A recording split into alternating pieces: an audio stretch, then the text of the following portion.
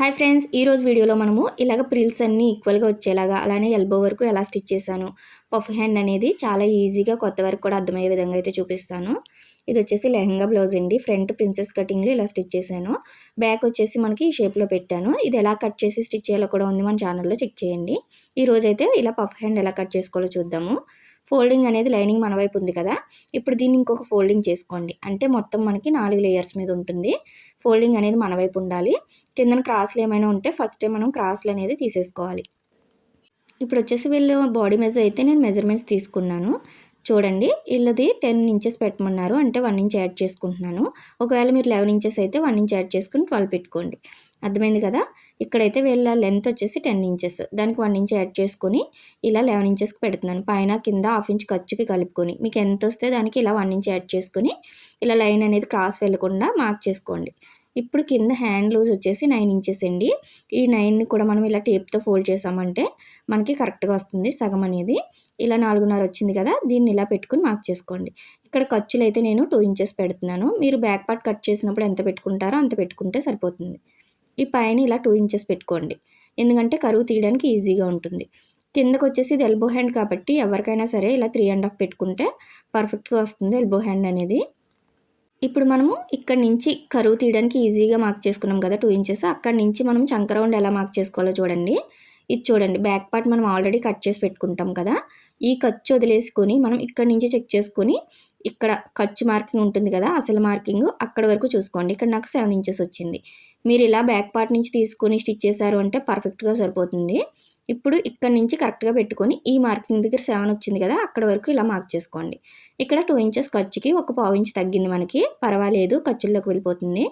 ఇప్పుడు బ్యాక్ పార్ట్‌లో 2 ఇంచ్ తీసాను కాబట్టి ఇక్కడ కూడా అదే 2 ఇంచ్ పెట్టుకున్నాను. ఇలా మీరు బ్యాక్ పార్ట్‌లో ఎంత ఖర్చు పెట్టుకున్నారో అంతే ఇక్కడ కూడా పెట్టుకోండి. అప్పుడే పర్ఫెక్ట్‌గా వస్తుంది. ఇక్కడ 1 ఇంచ్ అనేది మార్క్ చేసుకోండి. ఎందుకంటే కరువు తీయడానికి ఈజీగా ఉంటుంది. ఇక్కడ మనం 2 ఇంచ్ పెట్టాం కదా, ఇక్కడి నుంచి ఖర్చుల వరకు ఎంతొచ్చిందో దాన్ని ఇలా టేప్‌తో ఫోల్డ్ చేశారంటే మనకి మిడిల్ పాయింట్ వస్తుంది. ఈ 1 ఇంచ్ దగ్గర నుంచి జాయిగా ఇలా మిడిల్ వరకు కలిపేసుకోవడమే చిన్నగా. లేదు కరువు స్కేల్ ఉంది అంటే ఇలా పెట్టుకున్నా కూడా మనకి కరువు అనేది కరెక్ట్‌గా వచ్చేస్తుంది. అర్థమైంది కదా. ఇప్పుడు మళ్ళీ మిడిల్ నుంచి చిన్నగా ఒక పావు ఇంచ్ అనేది లోపలికి ఇలా మార్క్ చేసుకోండి. మీకు చాలా పర్ఫెక్ట్‌గా వస్తుంది. నార్మల్‌గా ఎల్బో హ్యాండ్ అయినా కూడా సేమ్ ఇదే ప్రాసెస్ అండి. ఇక్కడి వరకు కూడా.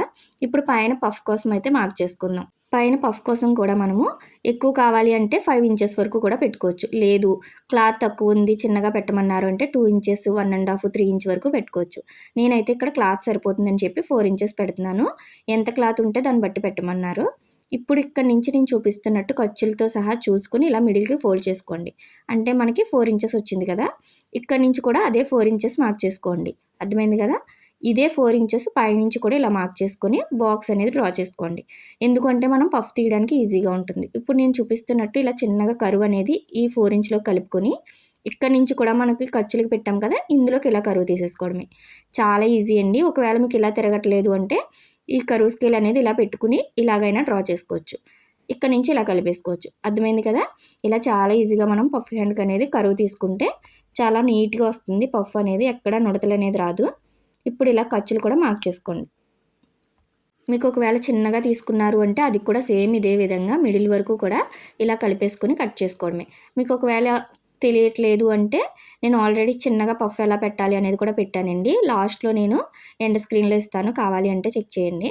ఇప్పుడు పైన అలానే ఖర్చుల దగ్గర టక్ ఇచ్చాం కదా, ఇక్కడ చూడండి మనం 4 ఇంచెస్ ఎక్స్ట్రా పెట్టాం కదా, అక్కడ కూడా ఇలా టక్ ఇచ్చుకోవాలి. ఎందుకంటే మనకి ప్రిల్స్ పెట్టుకోవడానికి ఈజీగా ఉంటుంది. ఎక్కడి నుంచి ఎక్కడి వరకు పెట్టాలి అనేది తెలుస్తుంది. అర్థమైంది కదా. ఇప్పుడు మనం ఇక్కడ లోతు తీసుకోవడం కోసం ఇలా ఓపెన్ చేసుకొని ఈ చిన్న గ్యాప్‌లో మాత్రమే లోతు తీసుకోవాలి. అంటే మనం అసలు హ్యాండ్ మార్కింగ్ ఉంటుంది కదా, అక్కడి వరకు మాత్రమే ఇలా మిడిల్‌కి ఫోల్డ్ చేసుకొని ఇక్కడ మార్క్ చేసుకోండి. ఇక్కడ మనం కరెక్ట్‌గా ఒక హాఫ్ ఇంచ్ అనేది తీసుకుంటే లోతు అనేది పర్ఫెక్ట్‌గా సరిపోతుంది. మనం ప్రిల్స్ పెట్టిన తర్వాత తీసుకునే కంటే ఇలా తీసుకుంటే చాలా ఈజీగా ఉంటుంది స్టిచ్ చేసుకోవడానికి. పఫ్ హ్యాండ్ దేనికైనా కూడా ఇలాగ ఒక హాఫ్ ఇంచ్ అనేది లోతు తీసుకుంటే సరిపోతుంది. ఇక్కడ ఒక టక్ ఇచ్చుకోండి. మనకి టక్ ఇచ్చుకున్నాము అంటే లోతు తీసిందనేది ఫ్రంట్ వైపుకి అనేది తెలుస్తుంది. ఇలా 2 టక్స్ వస్తాయి. ఎందుకంటే ప్రిల్స్ కోసం ఒకటి పెట్టాము, అలానే లోతు తీసింది ఒకటి కదా, 2 టక్స్ వస్తాయి. ఇప్పుడు మనం మెయిన్ పీస్ పైన కూడా ఇలా 4 లేయర్స్ వచ్చేలాగా ఇలా ఫోల్డ్ చేసుకోండి. కరెక్ట్‌గా 4 లేయర్స్ రావాలి 2 హ్యాండ్స్‌కి. ఇక్కడ కిందన బోర్డర్ వరకు వేద్దామంటే పైన క్లాత్ అనేది సరిపోవట్లేదండి. కింద సైడ్ తక్కువుంది. అందుకని చెప్పి కింద వరకు కూడా వేస్తున్నాను. ఎందుకంటే ఎలాగో డార్క్ కలర్ కదా, లుక్ బావుంటుందని చెప్పి ఇలా కింద వరకు అయితే కట్ చేసుకుంటున్నాను. అర్థమైంది కదా! ఇలా మీరు క్లాత్ ఉంటే కొంచెం పైకి బార్డర్ వచ్చే వరకు వేసుకోండి. ఇలా కట్ చేసుకున్న తర్వాత మనం రివర్స్ చేసి స్టిచ్ చేసేసుకుంటున్నాం ఇక్కడ. అందుకోసం ఇలా మెయిన్ పీస్ అనేది పైకి పెట్టుకోండి. ఇలా దీనిపైన లైనింగ్ పెట్టుకునేటప్పుడు కూడా మనము లోతీస్‌ని 2 ఒక సైడ్‌కి పెట్టుకున్నారు అంటే కొత్త వరకు కూడా కన్‌ఫ్యూజన్ ఉండదు. చూసారు కదా! ఇలా లోతీస్‌ని 2 ఒకే వైపుకుండాలి. ఇలా ఉన్నాయి అంటే 2 కూడా మనకి ఫ్రంట్ వైపుకే వస్తాయి. ఇది మాత్రం కంపల్సరీ గుర్తుంచుకొని జాయిన్ చేసుకోండి. ఎందుకంటే నేను కొత్తలో నేర్చుకునేటప్పుడు కూడా చాలా కన్‌ఫ్యూజ్ అయ్యేదాన్ని. అప్పటినుంచి ఇలా ట్రై చేసిన కాడి నుంచి నాకైతే పర్ఫెక్ట్‌గా వస్తుంది. అందుకే అన్ని సార్లు చెప్తున్నాను. ఇప్పుడు కిందన కరెక్ట్‌గా ఒక పాదం ఖర్చు ఉండేలాగా ఇలా మెయిన్ పీస్‌ని, లైనింగ్‌ని జాయిన్ చేసుకోండి. ఇక్కడ మనకి ఎంత వరకు వచ్చిందో మెయిన్ పీస్ బార్డర్ అనేది చూసారు కదా! అంటే ఇక్కడ మనకి లైన్ అనేది గోల్డ్ బార్డర్ ఉంది కదా! అది ఇది కూడా కరెక్ట్‌గా వచ్చిందా లేదా ఇలా చూసుకోండి. లేదంటే ఒకటి పైకి ఒకటి కిందకి వస్తుంది. ఇలా వచ్చినప్పుడు క్లాత్ అనేది చూసుకొని అప్పుడు జాయిన్ చేసుకోండి. అర్థమైంది కదా! ఇలా ఇది కూడా అదే పాదం ఖర్చొచ్చేలాగా ఇలా చివరి వరకు జాయిన్ చేసేసుకోండి. ఎక్స్ట్రా ఉన్న క్లాత్ మొత్తం కూడా కిందది ఇలా కట్ చేసేసుకొని, ఇప్పుడు ఇలా రివర్స్ చేసుకుంటాం కదా! ఇలా రివర్స్ చేసుకునేటప్పుడు కూడా మనము ఇక్కడ ఖర్చు ఉంటుంది కదా! ఈ ఖర్చు అనేది ఇలా లైనింగ్ వైపుకుండాలి. అర్థమైంది కదా! ఇలా లైనింగ్ వైపుకుంది అంటే మనకి వాష్ చేసిన తర్వాత కూడా లైనింగ్ అనేది బయటికి రావడం అలాంటి ప్రాబ్లమ్ ఉండదండి. ఇలా ఉండేలా చూసుకొని ఒక పాదం ఖర్చు ఇలా స్టిచ్ వేసేసుకోండి. ఇప్పుడు దీన్ని ఇలా రివర్స్ చేసుకొని ఇక్కడ లేస్ అనేది వేస్తున్నాను నేను. సమోసా లేస్ అనేది కిందన పెట్టుకొని స్టిచ్ వేస్తున్నాను. దీనివల్ల లుక్ అనేది చాలా బావుంటుంది. గ్రాండ్‌గా ఉంటుంది. చివరిని స్టిచ్ పడేలాగా ఇలా చివరి వరకు కూడా కుట్టేసుకోండి. మనకి ఓనీకి గట్టా ఇలానే ఇస్తున్నాడు కదా! అలాంటప్పుడు బ్లౌజెస్‌కి కూడా ఇలా వేసుకుంటే చాలా బావుంటుంది. ఇప్పుడు చుట్టూ కూడా పాదం ఖర్చు ఉండేలాగా మెయిన్ పీస్‌ని, లైనింగ్‌ని ఇలా జాయింట్ చేసి పెట్టుకోండి. ఇలా 2 హ్యాండ్స్ కూడా నేను జాయింట్ చేసి పెట్టుకున్నాను. ఇలా జాయింట్ చేసిన తర్వాత కూడా మనకి కరెక్ట్‌గా వస్తుంది. ఫస్టే చెక్ చేసుకుంటాం కాబట్టి రివర్స్ చేసుకున్నా కూడా మనకి ఇలా కరెక్ట్‌గా వచ్చేస్తున్నాయి. అర్థమైంది కదా! లోతీస్‌ని ఎప్పుడు కూడా ఒకే వైపుకి రావాలి ఇలా 2 కూడా. అప్పుడే మనం పర్ఫెక్ట్‌గా స్టిచ్ చేసినట్టు.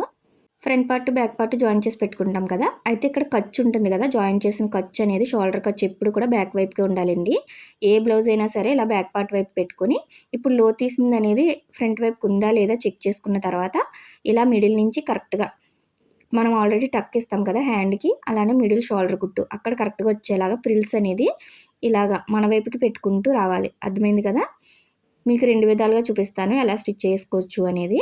మీకు ఇలా కుదిరితే ఇలా ప్రిల్స్ అనేది ఇలా అటాచ్ చేసుకుంటూ వెళ్ళిపోండి. అర్థమైంది కదా! మనం ఎక్కడి వరకు టక్ ఇచ్చామో అక్కడి వరకు కూడా ఈక్వల్‌గా చిన్న చిన్న ప్రిల్స్ అనేది పెట్టుకుంటూ రావాలి. ఇప్పుడు చెక్ చేసుకోండి ఒకసారి. ఇలా కరెక్ట్‌గా వచ్చిందా లేదా? మనకైతే పర్ఫెక్ట్‌గా సరిపోయింది. ఇలా కరెక్ట్‌గా అదే హాఫ్ ఇంచ్ ఖర్చుండేలాగా స్టిచ్ చేసుకుంటూ రావాలి చివరి వరకు. మనం కటింగ్ కరెక్ట్‌గా చేసాము అంటే స్టిచ్చింగ్ చేసేటప్పుడు కూడా ఇలా ప్రతీదీ కూడా కరెక్ట్‌గా సరిపోతాయండి. ఇలా జాయింట్ చేస్తేనే మనకి సైడ్ జాయింట్ చేశాక కూడా చంక దగ్గర ప్లస్ అనేది కూడా పర్ఫెక్ట్‌గా వస్తుంది. ఇప్పుడు మళ్ళీ మిడిల్ వరకు వచ్చిన తర్వాత ఇలా మన వైపుకి మళ్ళీ ఇటు సైడ్‌కి రివర్స్‌లో ఇందాక అటు పెట్టాం కదా! ఇప్పుడు ఇటు సైడ్‌కి పెట్టుకోవాలి. ఇలా పెట్టుకుంటేనే మనకి తక్కువ క్లాత్ పెట్టినా, ఎక్కువ క్లాత్ పెట్టినా పఫ్ అనేది బాగా పైకి నిలబడినట్టుగా వస్తుంది. ఇక్కడ చివరి టక్ ఇచ్చిన వరకు మాత్రమే ఇలా ప్రిల్స్ పెట్టుకొని మళ్ళీ ఇలా చెక్ చేసుకోండి. చూసారా? మనకి పర్ఫెక్ట్‌గా సరిపోతుంది. ఇలాగ నేను చెప్పిన విధంగా అన్నీ పాటిస్తూ స్టిచ్ చేశారంటే చాలా నీట్‌గా వస్తుంది.